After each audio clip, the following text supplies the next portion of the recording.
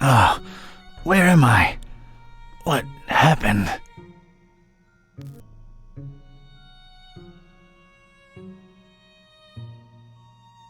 There was no time for anything else.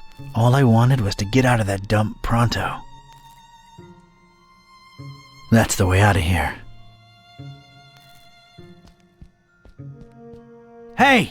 You out there! Let me out of here, you dirtbags! Come on, who's out there? Hello? Nothing. So, this isn't gonna be easy after all. I started to take in my surroundings and bing, bang, boom! I was seeing salvation in every little thing that caught a glint. In my mind, they were already shaping into something that would definitely get these goons' attention. I was gonna do big, loud things with petty stuff, like a poor country using scraps to send a rocket to the moon.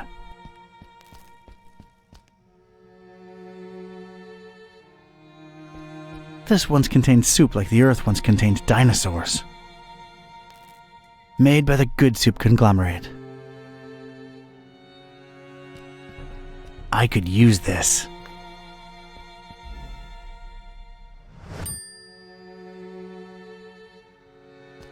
Oh, isn't that nice? Leave a man shoeless, then offer him slippers.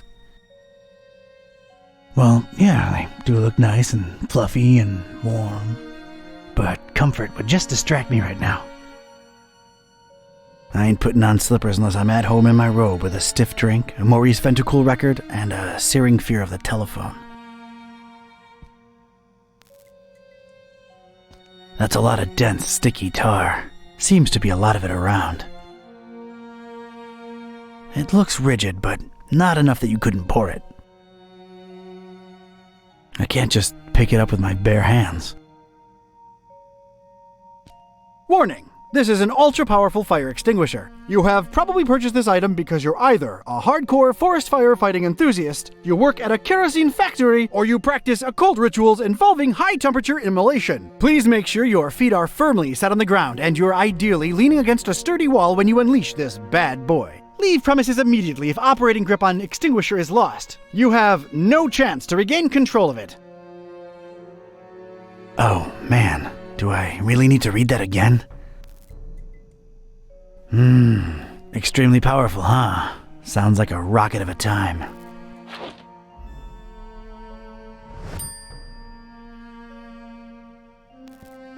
Whoever tossed me into the clink must have left this here for my amusement. It doesn't have the tubes, in series or otherwise. No way to contact the outside world. Oh, look, it has Jelly Annihilation Epic. Distracted is the last thing I want to be right now. Whoever these bozos are, they left an empty mug for me. Thanks a lot. Hefty storage, though.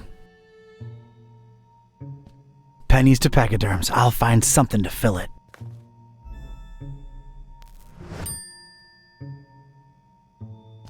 There's a recess in the floorboards here. I'm not wearing any shoes. Might as well watch my step. Nothing in there but dust and more fish smell. Nah, it's no use just by itself. It's what scientists have lately been calling a plank. Looks very pickable to me. Things are ramping up.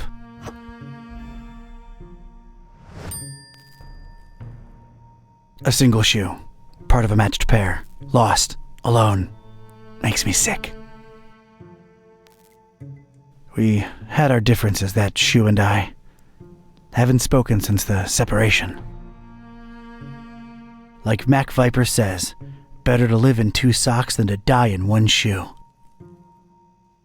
I'm sorry, I can't do it. Not since the separation. For some reason, there are barrels of tar everywhere. No feathers in sight, thankfully. If I wanted any tar, there's plenty spilled on the floor. Well, that's unexpected. A pristine rag in this smelly, filthy basement. It might be useful at some point.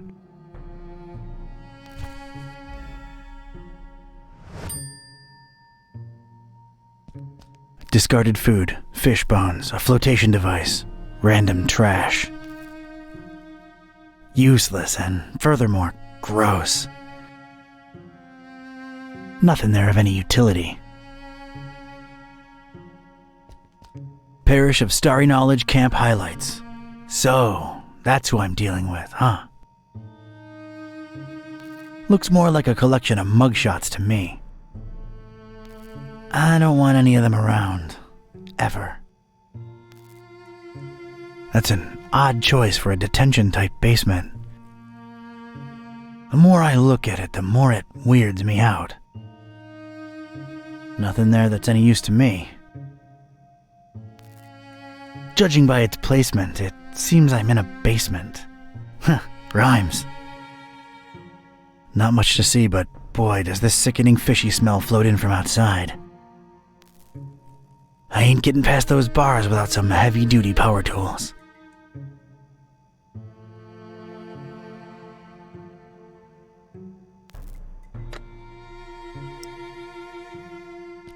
All right, let's get me some of this tar.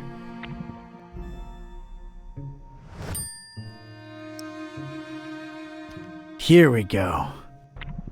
Now it's a little shallow pool of dense, extra sticky tar. All right, let's stick this in there. What the heck was I concocting here?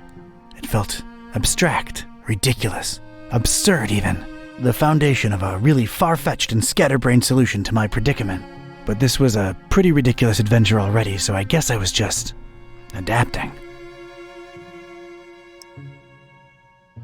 And a plank. This was officially ridiculous. Was I feeling proud of myself? A definite and resounding no. But it was all I had. Look at this. A cringeworthy blue ribbon taker and the crazy enough that it could work regional semifinals. Definitely not a highlight in my career. Assuredly not a low, though. Maybe those late-night Mac Viper and mac and cheese syndicated binges had some kind of effect on my person. Good old mac and cheese. If my calculations are correct, when this baby hits 88 miles per hour... I didn't really make calculations. Ghetto rocket ramp for the win. All right, door. Brace for serious, imminent impact. Prisoner, the boss wants to see you. Come on out here. You have got to be kidding me. Mr. Katype, or should I call you Don? No, you shouldn't. Katype will do just fine. We provided you with some slippers. Did Brother Gleam not assess your shoe size correctly? Now listen here, Buster. Unless I'm in the comfort of my own home, I don't do slippers. You can leave a man pantless, shirtless even, but don't mess with his footwear symmetry, you barbarian. What is this place and who are you anyway? This is about that damned book, isn't it? How deductive. Earning your keep, huh? Come now, don't take it personally, Katype. You were useful in leading us to it for a while, and then you were no more. We never really wanted to hurt you, or your shoes. You're sullen, grumpy, and mean to everyone. We like you. You would have gone far in our organization. Well, did you find the darn thing? As soon as the kidnapped troops got you out of there, our recon squad was dispatched to retrieve the volume. So you're really convinced you know its exact whereabouts, huh? Close to 100% certain. Ah, speak of the devil. All right, Brother Bright, was our information correct? Yes, Brother Starburst. So it's true. The Necronomicon really was hidden in the library? Kind of. Yes, Your Starriness. Well, don't just stand there, you fool. Let's see it. Well, we don't really have it. What? A sigil was gone, broken into tiny little pieces, and something had clearly been hidden in there, but no book in sight. Katype? Everything was intact when I was in there, so don't put it on me, your grand poobah shininess. What about the librarian? It's a funny thing, we ran past each other when we were on our way to collect the tome. He looked so scared. Well, of course he looks scared. A bomb had just gone off. Anything else? I don't think so. Oh, wait, yes! He was carrying a big book, and didn't seem too happy about it either. Find me this librarian now! What about me? You don't need me anymore. Oh, just go back to your little cellar. Now let's be real here for a minute. What good am I to you now, cultist? He's right, Brother Starburst. He just chew into our rations, and he don't know anything either way. Oh, alright, just sacrifice him to the haunter or something. Stop bothering me! Fine with me, boss. Walk, prisoner.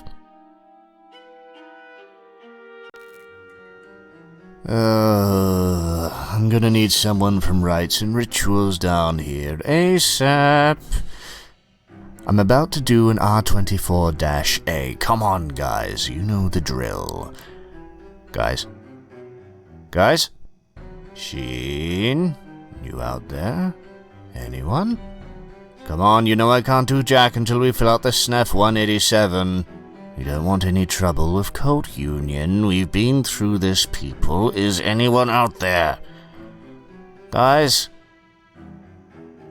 Prisoners not in sacrificial robes. No ceremonial bucket for the collection. We're really running a shoddy operation here. No wonder EOD's kicking our derrieres. I'm embarrassed. The prisoner's embarrassed. This is not looking good, brothers. Sheen? Flare? You guys totally bolted, didn't you? Starburst is not gonna be happy when he hears about this, people. This makes us look really, really bad. I almost feel like apologizing to the would-be victim. Hey, don't feel bad. It's not your fault. Yeah, well, it sort of is. It's our collective fault. I share in it. I take my responsibilities seriously. We're not a startup cult anymore. This is unacceptable. Your striving to be a better evil organization is commendable. Aw, thank you. It's nice to know that at least someone here appreciates it. Don't mention it.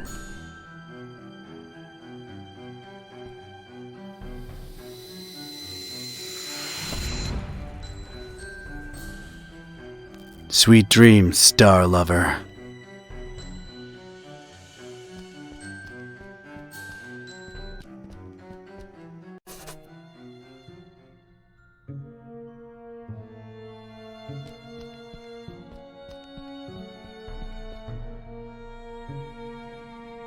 Huge, sturdy door. It's barricaded from the outside. Of course it's locked. Of course.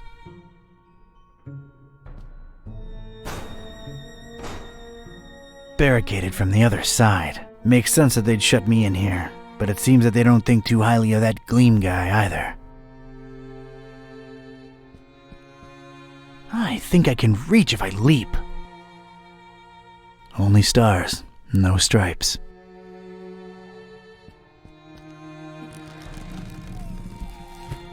I never thought I'd say this, but I don't think I'm heavy enough. Me or the stuff I'm lugging around.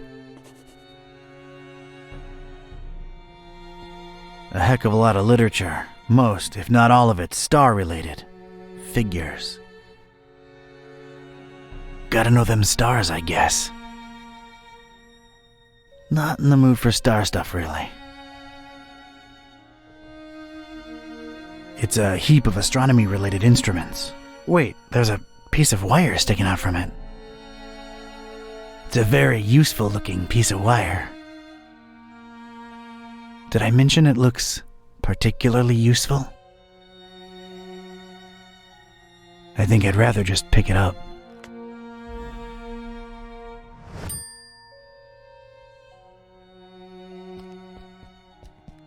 Brother Gleam is sleeping off a particularly demanding day. He'll make it. Don't worry. Sleep tight, little cultist. Don's watching over you. I don't want to disturb the guy. He's getting his beauty sleep. I'd gotten lucky with the fire extinguisher. Must not have triggered it completely. It still had a lot of fire in it. It was just as hard to control as before, but I had a feeling I could put it to good use one more time.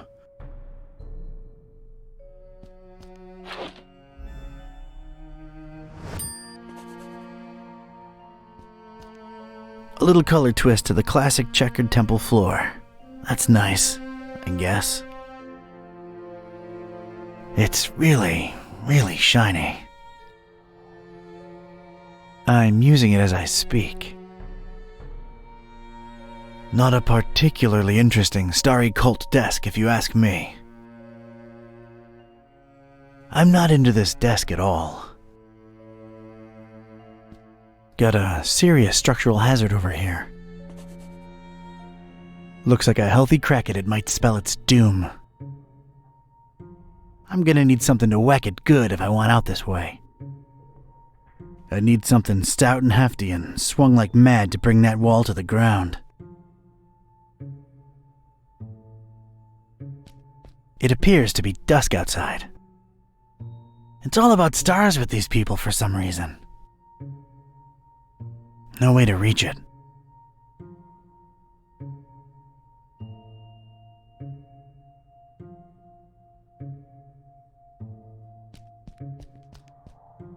Well, that's nice. A little extra safety's always appreciated. This rail is really, really greasy. Either they lubricate it, or these star jamooks are some serious sebum-seeping slime balls. It goes from floor to ceiling.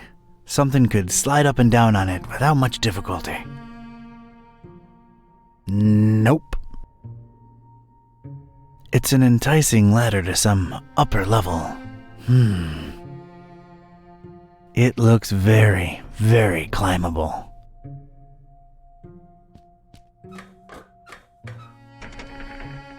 Damn it, how'd I know it'd be locked?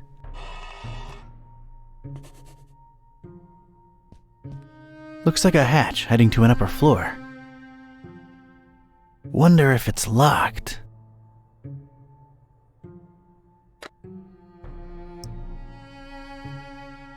Alright, made a nice little sliding hook thing. Halfway there. There we go. One radical red-hot ram rocket ready to go. I'm a natural-born handyman. It's ready, steady, and aimed. Fire!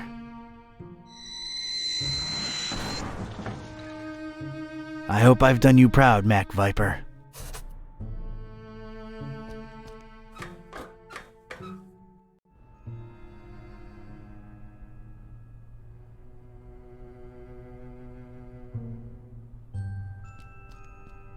Three light bulbs are lit up on this control panel.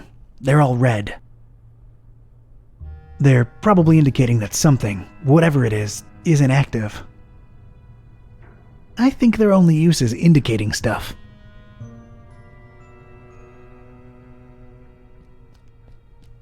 This looks like some kind of diary or log of some kind.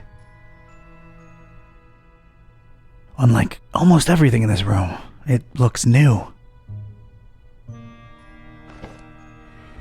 Whoa!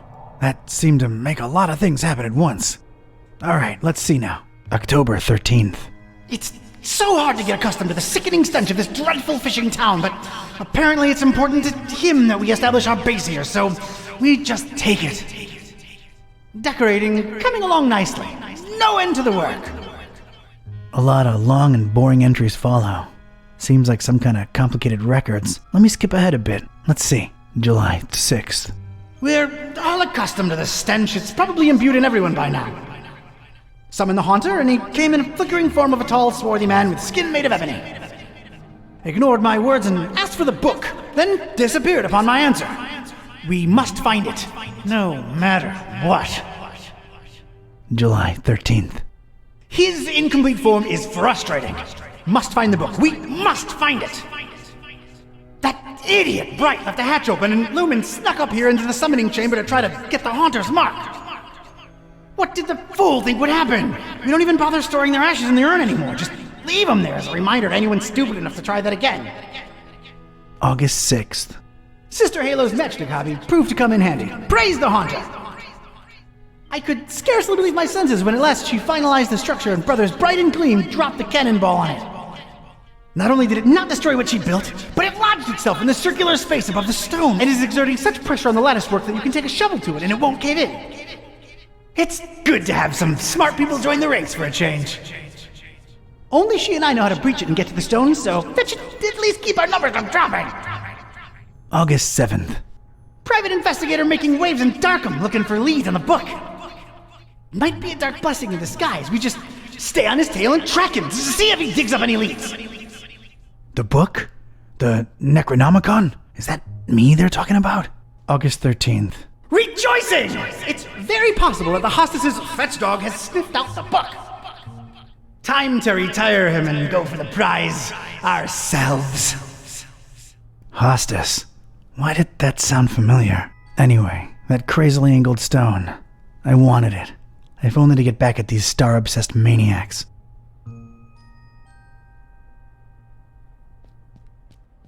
A pretty martial-looking cannonball suspended somehow above that glowing rock by some order of matchstick engineering genius.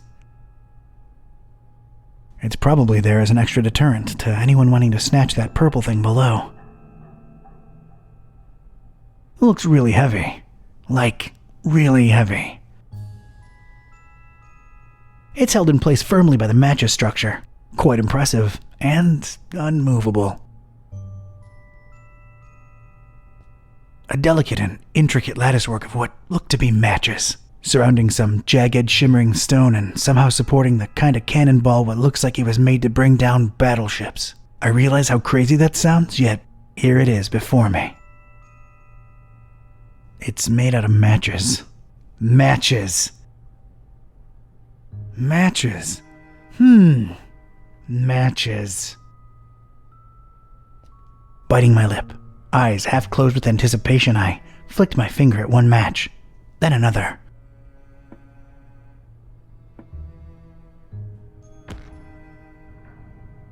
The apparently fragile construction proved to be impervious to my attempts at unbalancing it. There was damn good engineering when you needed it the least. The structure would not collapse, no matter what. It's a strange, self-illuminating weirdly angled rock thing.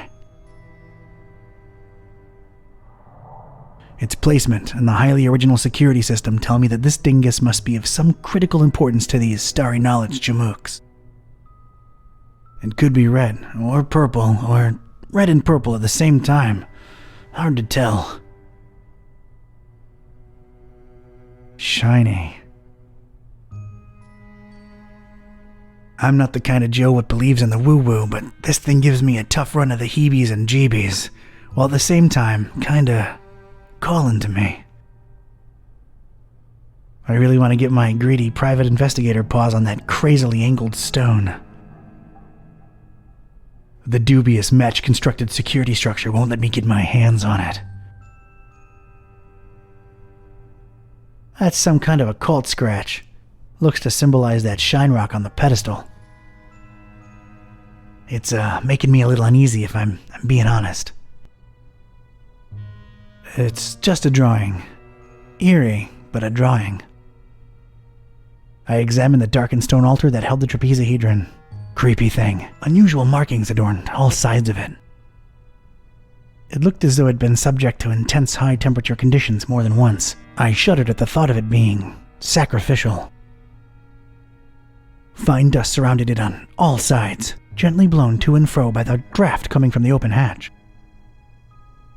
No idea how they got it up here, but I'm not budging it. That much is obvious. The inscription above it says, "Here lie in ashes all brothers and sisters foolish enough to think that the stone from the stars chose them to be marked by the Haunter." If the inscription is to be believed, those are human remains in there. I have no use for former cultists, in ash form or not. There's a drawer underneath this urn thing. It doesn't look like it has a lock or anything. Inside the dusty drawer, there was one solitary rusty spoon. Unwritten private investigator wisdom says you never know when you could use a rusty spoon.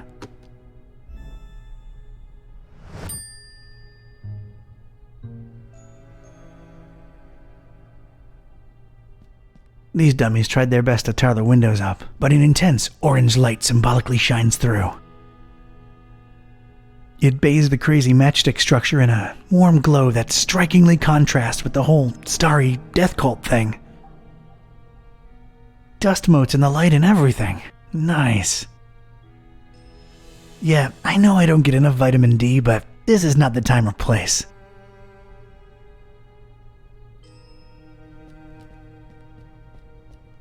An immense rusty telescope hanging intimidatingly overhead. Its most interesting feature, a big, convex magnifying lens. It's too high for me to reach.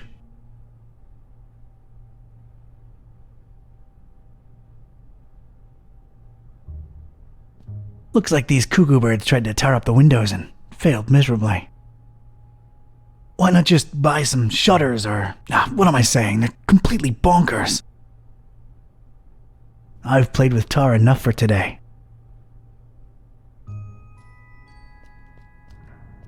It's the first book in a row. An arcane symbol adorns its cover.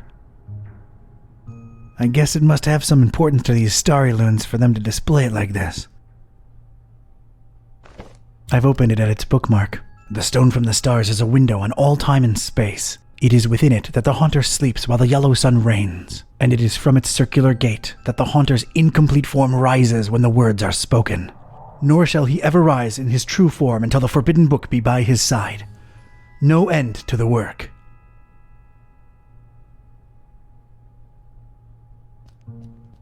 It's the second book in a row. There's some kind of symbol on its cover, and that's about it.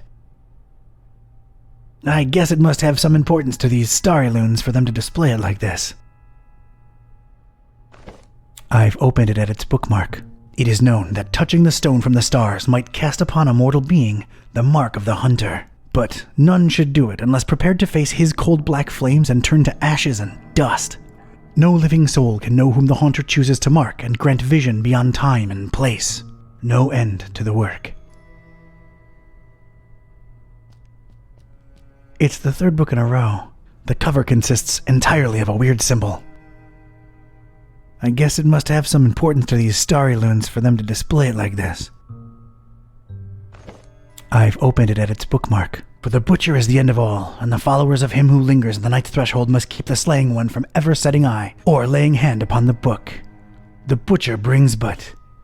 The rest is unreadable. The butcher? Huh. That's new. Whoa!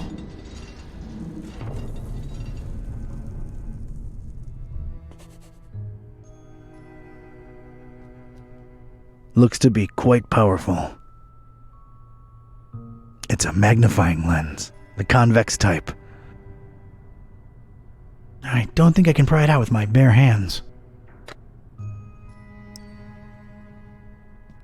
I carefully place the spoon in between the lens and the metal covering and... Voila! The lens was now mine.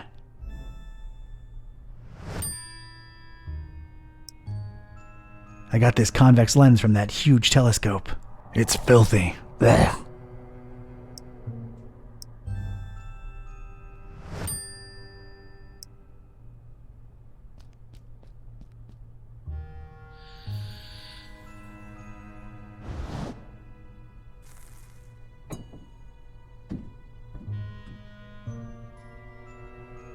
Sweet.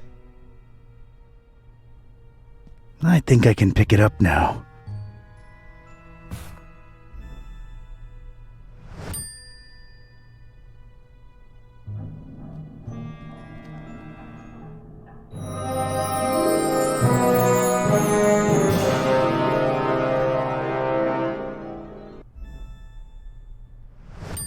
I most certainly did not burst into cold black flames.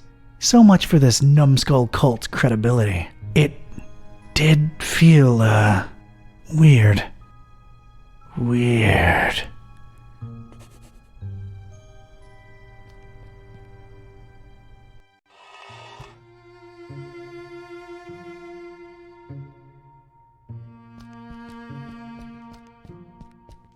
Alright, I'm now one cannonball heavier. Let's see what happens.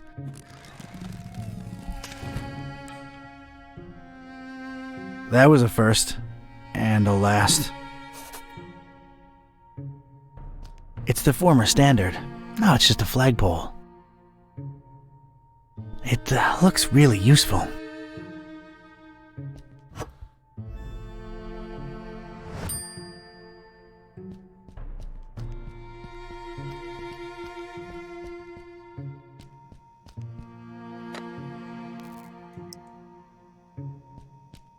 Let's get this stick, sticky.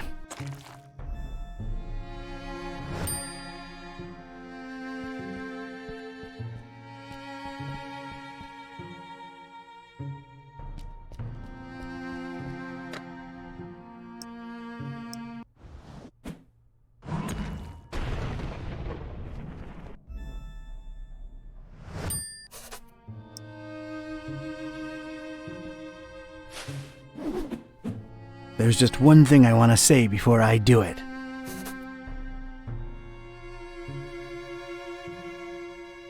Hammer time!